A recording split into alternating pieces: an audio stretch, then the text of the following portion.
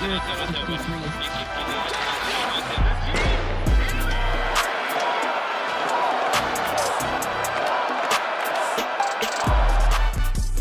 there, and welcome to the Gazette's weekly Hockey Inside Out show. I'm Stu Cowan of the Gazette, and I'm joined by my regular partners here, former Canadiens teammates and 1986 Stanley Cup champs, Chris Nilan and Rick Green.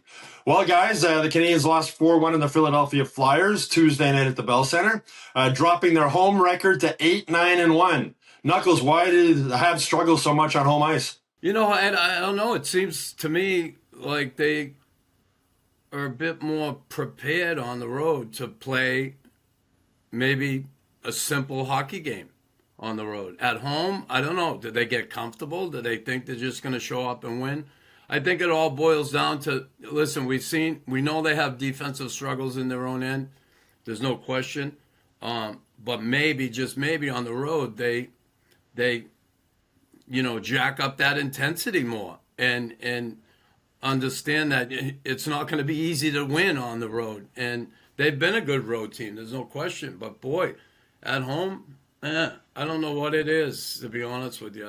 I think if I could figure it out here, I think Marty might even listen to me, but I can't figure it out. Well, Rick, they're 9-3-3 on the road. Is it a case maybe that other teams only play the Bell Center once or twice a year, or maybe they're a little bit more fired up than the Canadiens might be some nights? Well, you always hear about the opposition teams loving to come into that environment, and they want to be their best and, get the win. And, one thing maybe is an issue is there's some distractions when you're at home. I know that, and especially at this time of year, everybody's running around left and right trying to do this and trying to do that. And they're not maybe focused the same way versus, being on the road. And there's a lot of head scratching, I'm sure, by the coaches trying to figure out why they're not able to perform at a high level for 3 periods. And it's not easy to put your finger on it, other than it's got to come from within the guys realizing that they're not playing as hard as they're capable of doing, and the results speak for themselves. They're not getting the possible good game that they should be getting from a lot of guys. Knuckles, on the road, they're together all the time, right? You're in the hotel together, you're having breakfast together, you're doing everything together. At home, morning skate, you go your different ways. I think that factors in. Yeah, it certainly helps. And again, Greeny's point, and I remember, people used to come into Montreal all the time, teams that come in, they want to win in Montreal because, again, and again, back in the day, it was like teams would come in here and certainly, it's a great town to go out in and have fun. So if you win, and again, some of them fly right out now, I get it, but boy, it's just that atmosphere to play hockey in, to come in and be able to shut the building up because it's a loud, exciting place to play. A lot of teams do get pumped to play here, but that's an excuse. You got to be ready to play at home, on the road. Got to be ready to play all the time. Well, Rick, a little bit of a surprise last week. The Canadiens decided to call up Jacob Fowler from Laval, the goalie, earlier than I think they wanted to. Just Sam Montembeault was struggling so badly. We've seen Fowler play 3 games now. What are your thoughts about him as a goalie? Well, he's everybody's eyes are on him. Everybody's watching everything he does. His little miscue last night all of a sudden, shows that he is still a young guy and inexperienced. But the old story is he has all the makings of being a really good goalie. And, he's handled himself very well. He seems really cool. He seems to be aggressive. And there's a lot of pressure on a kid like that coming in and trying to perform the best he can be to give the team a chance to win. And he's a character kid.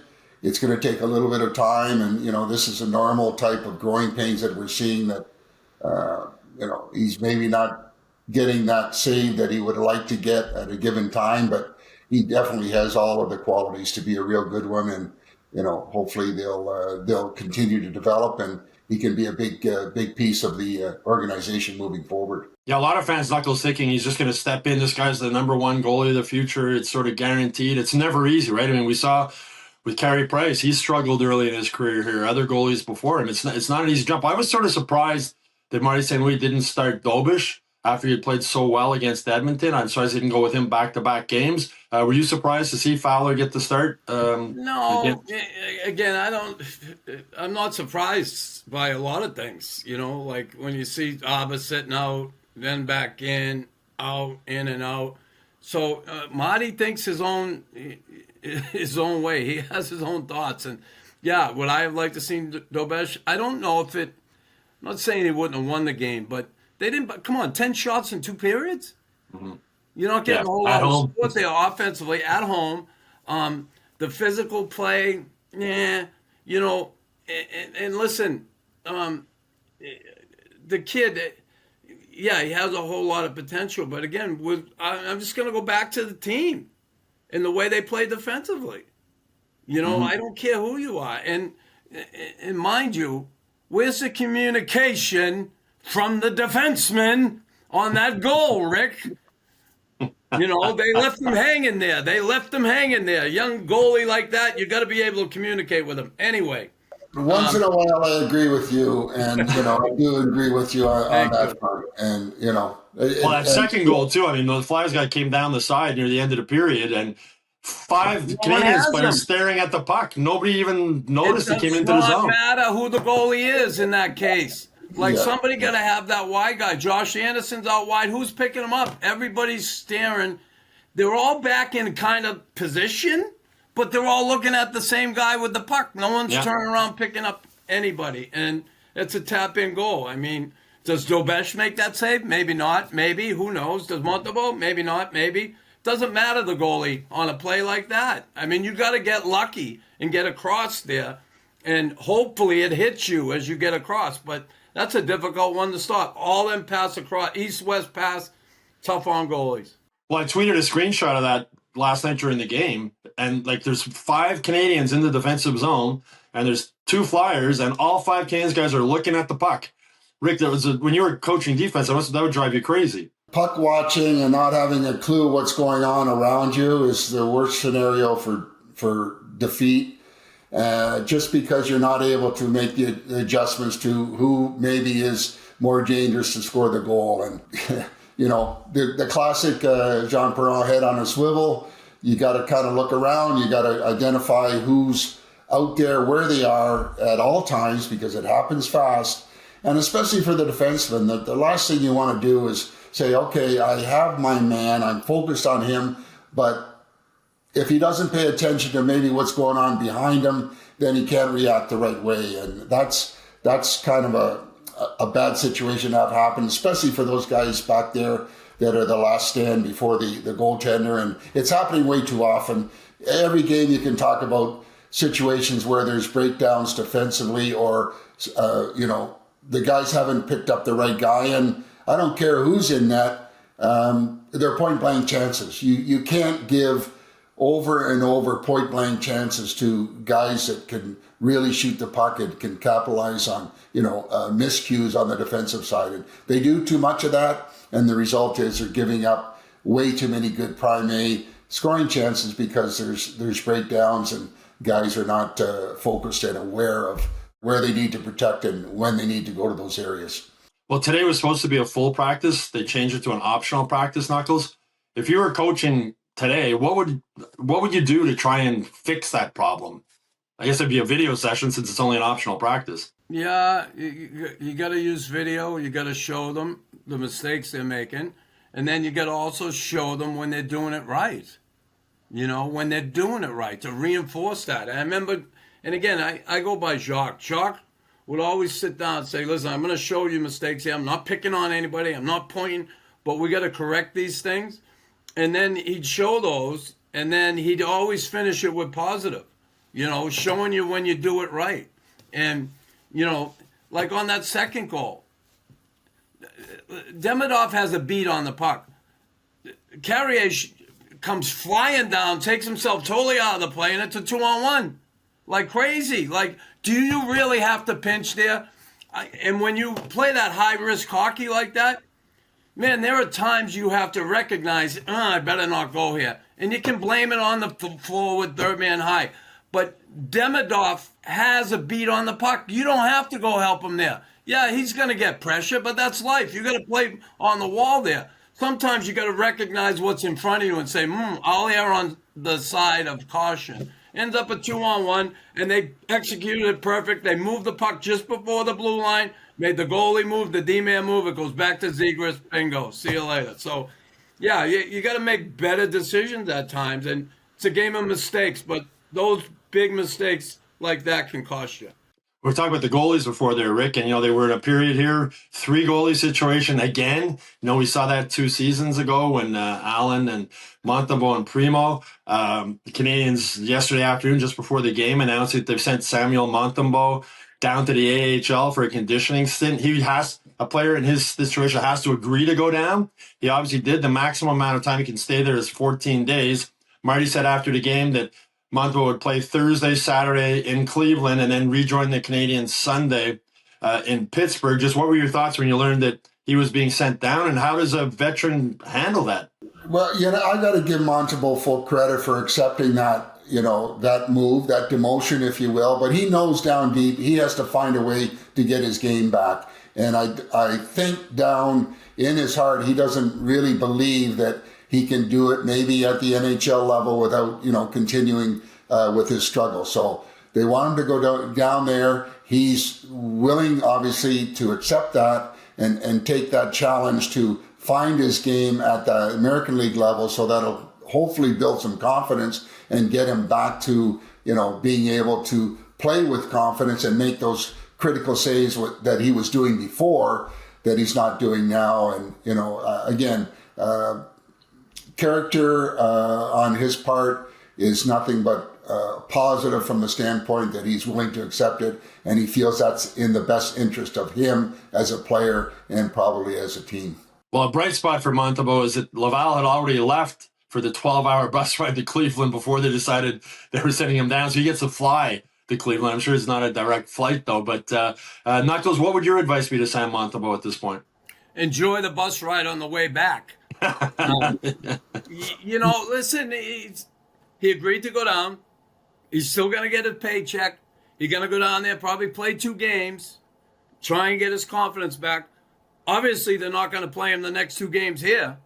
So, it's nice he agreed. Again, if you're honest, and it's difficult as a player to be really honest with how you're playing in your game. And I'm sure he's been in his head somewhat. A lot of talk about him, and it doesn't help him. Go down there, play a few games, and then come back. Hopefully he can get his game back. I mean, he went from being one of the better goaltenders in the league last year to one of the worst this year, if not the worst. And so I'm sure that honest piece inside him, he's really probably done some self-reflection, and hopefully when he's down there, he's able to work with the goaltender coach there and get some confidence and come back. Is 2 games going to do it? Who knows? But at least he's going to play instead of sit here and watch or be in practice, having guys shooting pucks top corner all practice. I mean, he started the season expecting or hoping to be part of the Olympic team like he was part of Canada's team for the 4 Nations, and things really just fell apart. I think it works out well, though, because both games are in Cleveland. Because even if he went and played in Laval and had a hard time, fans, I think, would be on him, right? So he gets 2 games in Cleveland. Then the Habs are on the road for 7 games. So it would be a while before he would play again at the Bell Center anyway. Switching topics, though, Rick, Alexandre Texier, when the Canadiens signed him as a free agent, and Marty St. Louis was asked, what do you know about him? And he paused and he went, well, he's from France. So we obviously didn't know much about him, but he's been pretty impressive since they picked him up. What have you liked about his game? I mean, it's a classic example of somebody fighting for a new contract. But, in all fairness to him, he stepped in there and has handled himself really well. And I've been really impressed. I watched him fairly closely last night, and his willingness to compete and battle one-on-one, protecting the puck, strong on the puck, not to mention he's got a great shot. And he seems to be really, into it to show that he's deserving of a chance to play. And play a lot, because I thought that line was the best line last night, and he's doing a good job. And there's a example of somebody they take a flyer on, hoping that he's going to bring something, and he's he's risen to the opportunity of contributing, and yeah, I like what he's doing. Yeah, he was probably their most noticeable forward last night, along with Slavkovsky, who's really been playing well. Texas, his little tape job was just the one strip of white tape at the toe of his blade's kind of weird, but he's got that quick release. And Knuckles, he's got skill. There's no doubt about that. Yeah, he's a talented kid that way. It's listen. You know what it comes down to in the end? Can you play when you're in the weeds? And when you're in the playoffs, you're in the weeds. It's tough. It's difficult. And I'm not taking anything away from the kid. That remains to be seen, that part of the game, because it's going to get ugly come playoff time, and guys have to be prepared for that. When I look at this team, I don't think they're built for that. They're not built for playoff hockey. And not enough men, as you say, right? Yeah, not question his abilities at all. He's a really talented kid, there's no question. I got to see him in the playoffs in that atmosphere and in those real tough, gritty games against tough opponents. I mean, Philly, they're pretty disciplined hockey club. Talker got them going well, but you're going to run into teams like Florida, L.A. We saw them against L.A. They couldn't do anything. They couldn't do anything against those teams, and those are the type of teams that are playoff-bound hockey teams. Okay, they beat Edmonton. Okay, Vegas, But, boy, in a 7-game series against those really difficult teams to play against, cards are stacked against you. Well, injury-wise, I mean, this is a team that's already missing Patrick Laine, Alex Newhook, Kirby Dach, Caden Gooley. Now Mike Matheson joins the injured list. Upper body injury. It doesn't seem like it's too serious.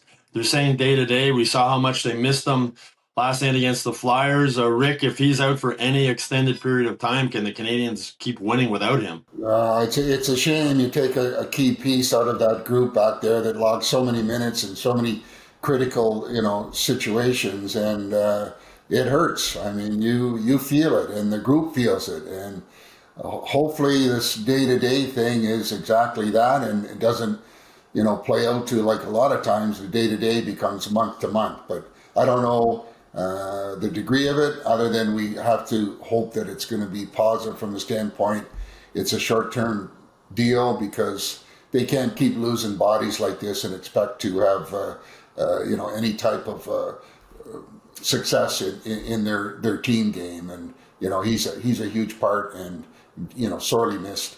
Well, I think he's the best defenseman they've had this season, Knuckles. I mean, 10th in the NHL in ice time. He's averaging almost 25 minutes a game. The game against Edmonton, he was on the ice basically the entire last 5 minutes of that game. How much does Mike Matheson mean to this team? Oh, it means a lot. I mean, here's a kid. Listen, he came here, and people are knocking him because he can't play defense. He can play defense. Listen, like anybody, you're gonna make mistakes. Is he more offensive type defenseman? Yes. But, boy, he's really come around the defensive end, killing penalties, logging all that ice time. Yeah. The abuse he took here from people. Well, and when he came here, they needed him to provide offense, right? Yeah. They didn't have much. And they had all them young kids, and he went through the growing pains of this team, and he's really been a solid guy back there for him. He has, chewing up that ice time like he has. Come on. So, yeah, and here they sign him. And people are like, well, why? Well, here's why. Because you'll see when he's not in the lineup how much they do miss that player. And, he took a lot of abuse here for, I think, unfair in a lot of cases. I get it.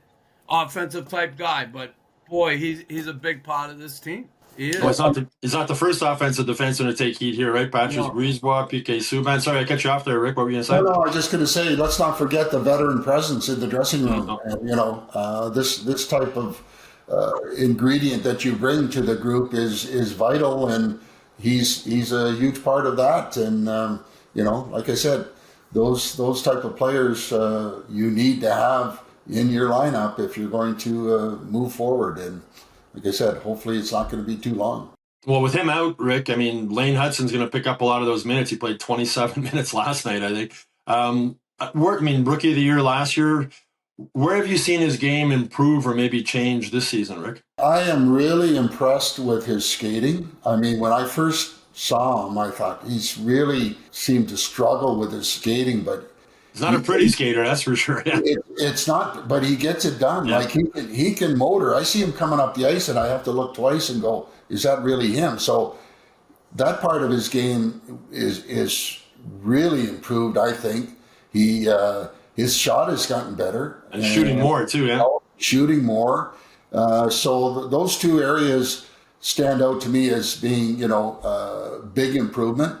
We already know his capability of understanding, how to move the puck, and he's great to watch. He's a great player, and every time he's on the ice, he's bringing something. And if he's not down in the offensive zone creating some havoc, he's coming back into the defensive zone and he's sticking his nose in there, and he will, as much as he's not very big, he will work and try and battle and do everything he can to win the one-on-one battle. So he's a real deal, and he's a pleasure to watch. He's sort of the opposite of Matheson, who's such an effortless skater, and Hudson's an effortful skater. But you're right. I mean, he's very good defensively too. Knuckles, he must be a really frustrating player to play against. If you're chasing him around all night, I'm thinking like back in the day, Bobby Clark probably would have broke his ankle. Yeah, if he was Russian. But maybe now an American is enough to break an ankle. But listen, here's the deal. Looking at this kid, he has an engine that just doesn't stop. You look at him last night. He was one of the better players on the ice. He picked up some slack for the other guy being out. And the one thing that tells me a lot about him is whenever he gets caught, and we saw it last night on the empty net. Did you see him? He was on the ice for like a minute. He skated back like it was the beginning of his shift, and he got that puck. Now, was it going to get in the net? It was going there, and it very well could have, but he bolted back and got that puck. They're down 2 goals. Do I really got to go back too high? No, he flew back there. So, and again, he a lot of times he makes plays. It looks like nothing's going to happen, and all of a sudden he comes out. He's making chicken salad out of chicken shit. Yeah, his effort level is crazy, and he's fun to watch. And the Canadiens on too many nights this season haven't been fun to watch at the Bell Center. I was talking with Rubes Rakowski during the game last night. This is one of those games you're glad you didn't pay $400 a ticket to watch. So I'm sure season ticket holders want to see the Canadiens improve their game at home also. Anyway, that's it for this week's Hockey Inside Out show. I hope you all enjoyed it. The Canadiens are back in action Thursday at the Bell Center against the Chicago Blackhawks, and then have back-to-back games against the Penguins Saturday at the Bell Center and Sunday in Pittsburgh. Sunday's game is the first of 7 straight on the road for the Canadiens as they go on their annual holiday season road trip. That might be a good thing considering the way they've been playing at home. We'll have 3 Hockey Inside Out show bonus episodes coming up over the next few days, so look for those. And Hockey Inside Out is now available also on Spotify and Apple Podcasts, so you can find us there. And if you haven't done so already, please subscribe to the Hockey Inside Out YouTube channel.